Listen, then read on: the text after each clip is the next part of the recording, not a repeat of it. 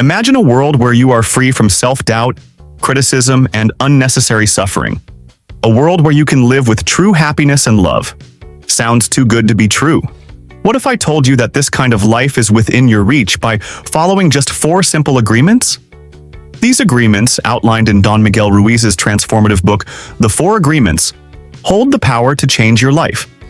They aren't about making promises to others, but rather about the commitments you make to yourself. Commitments that can liberate you from the chains of fear and self-limiting beliefs.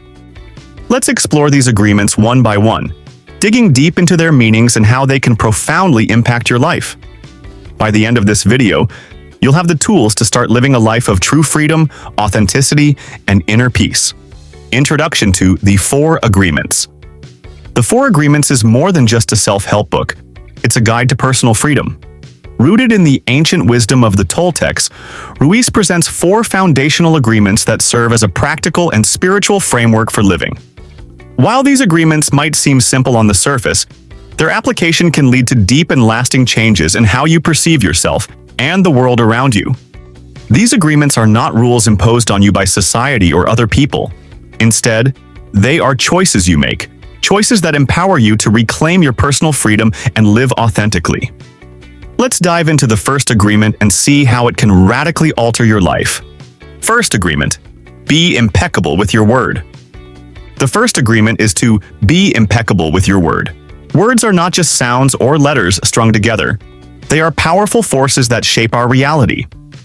Ruiz emphasizes that the word is a tool of creation, and it can either create a beautiful life or a life full of misery. But what does it mean to be impeccable with your word? To be impeccable means to be without sin. Sin, in this context, refers to anything that goes against yourself. Therefore, being impeccable with your word means that you should use your words with integrity. Say only what you mean, and avoid using your words to speak ill of yourself or others. Consider this example. Sarah, a talented writer, often tells herself, "I'm not good enough. My writing is terrible." Over time, these words become her reality, and she starts to believe them. Her self-criticism diminishes her confidence, leading her to avoid opportunities that could have showcased her talent. Now, imagine if Sarah changed her narrative and began saying, "I am a capable writer. My words have value." This shift in how she uses her words could empower her to pursue her dreams and create a life filled with confidence and purpose. Being impeccable with your word also means refraining from gossiping. We often engage in casual gossip without realizing its destructive power. For instance, a simple remark about a colleague's work ethic can plant seeds of doubt in others, potentially harming that person's reputation. Instead, imagine a workplace where everyone speaks positively and supports one another. The environment would be drastically different, more collaborative, more respectful, and more productive. Your words are like seeds. They can either grow into beautiful flowers or thorny weeds. By choosing to be impeccable with your word, you plant seeds that bring positivity, love, and respect into your life and the lives of others. Second agreement: don't take anything personally. The second agreement might sound simple, but it's often the most challenging to practice. Don't take anything personally. We all have an innate tendency to take things personally, whether it's a compliment, a criticism, or a random comment. But Ruiz reminds us that what others say and do is a projection of their own reality. It's about them, not you. Let's break this down with an example. Imagine you're at work and your boss criticizes your latest project, saying it's not up to standard. Your first reaction might be to feel hurt, thinking you failed or that you're not good enough. But what if your boss's criticism has nothing to do with your actual work? Perhaps they're stressed about an upcoming deadline or dealing with personal issues that have put them in a bad mood. By not taking their words personally, you can maintain your self-worth and remain focused on your work. On the flip side, even praise should not be taken personally. This might sound counterintuitive, but Ruiz explains that just as negative comments are a reflection of others' beliefs, so are positive ones. If you become too attached to others' praise, you may find yourself constantly seeking validation, which can lead to a roller coaster of emotions depending on others' opinions. Consider the story of Lisa, an artist who struggles with this agreement. She often finds herself elated when people praise her work, but devastated when she receives criticism.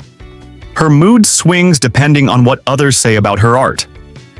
However, when Lisa begins practicing this agreement, she learns to detach from both praise and criticism, focusing instead on her own love for creating art. This shift allows her to continue creating with joy, regardless of external opinions. By not taking anything personally, you gain control over your emotional state. You become less reactive and more grounded, which leads to a deeper sense of inner peace. This doesn't mean you become indifferent or uncaring. It means you remain centered in your own truth, unaffected by the emotional turbulence around you. Third agreement: don't make assumptions. The third agreement is a game changer for relationships. Don't make assumptions. How many conflicts and misunderstandings in our lives stem from assumptions? We assume we know what others are thinking, what their intentions are, and what they mean when they say something. These assumptions often lead to unnecessary pain and suffering. Let's say you text a friend and they don't respond for hours. You might start assuming that they're ignoring you, that they're upset with you, or that they don't care about your friendship. This assumption can snowball into feelings of anger or sadness. But what if your friend was simply busy or dealing with their own issues? By assuming the worst, you've created a narrative that may not be true. Here's another example. In a marriage, one partner might assume the other knows how they feel without ever expressing it. Perhaps one partner assumes that the other should know they need more affection or help around the house. When these unspoken expectations aren't met, resentment builds, leading to conflict. If they simply communicated their needs, they could avoid the misunderstanding and strengthen their relationship. Ruiz advises us to replace assumptions with clear communication. If you're unsure about something, ask questions. If you need something, express it clearly. This might seem obvious, but it's surprising how often we fail to communicate directly. By practicing this agreement, you can prevent misunderstandings and build more honest, fulfilling relationships. Let's consider a workplace scenario. Imagine a team working on a project. One team member assumes that everyone knows their role and deadlines, but this isn't the case. As a result, the project falls behind schedule and tensions rise. If the team had communicated clearly from the start, outlining each person's responsibilities and expectations, they could have avoided the stress and completed the project on time. By not making assumptions, you open the door to more effective communication, leading to healthier relationships, whether at home, at work, or in your social life. Fourth agreement: always do your best. The final agreement ties all the others together. Always do your best. This might sound like a call to perfection, but Ruiz clarifies that doing your best doesn't mean pushing yourself to the brink of exhaustion.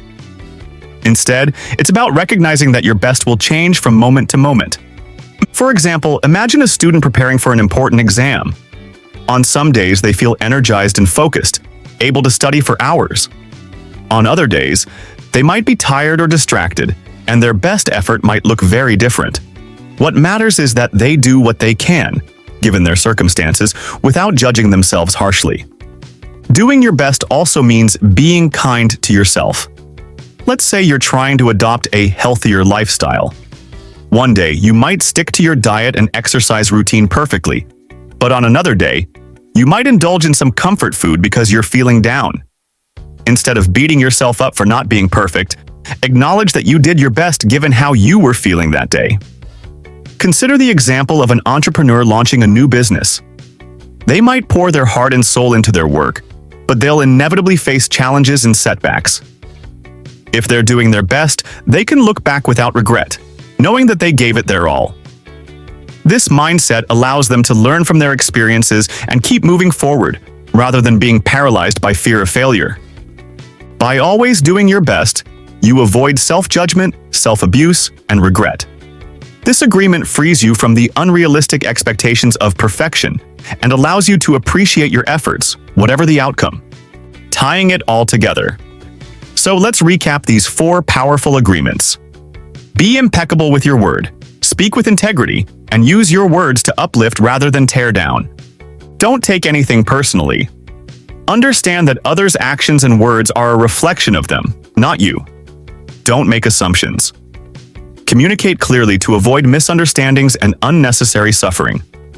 Always do your best. Give your all in every situation, knowing that your best will vary from day to day.